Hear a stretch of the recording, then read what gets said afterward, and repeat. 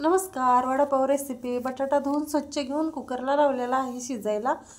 आपण कुकर चालू केला आहे. बटाटा शिजलेला आहे. तोपर्यंत आपण डाळीच्या पिठाचं मिश्रण तयार करूया. ओवा आणि सोडा घालून मिश्रण तयार करूया.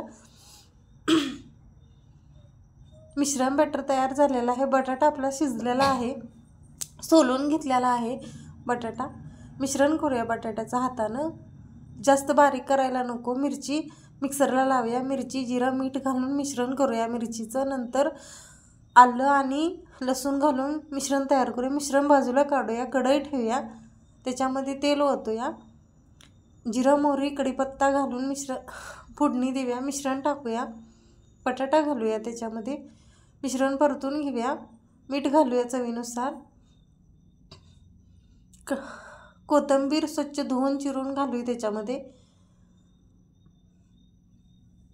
मिक्स करूया. नंतर थंड झाल्यानंतर मिश्रण लिंबू त्याच्यामध्ये पिळूया. मिश्रण हलवूया. नंतर गोळे करूया बटाट्याचे. कढई ठेवूया. तेल ओतूया. तेल गरम झाले का बघूया. नंतर आपण मिश्रणमध्ये वडे घालून मिश्रण सोडूया.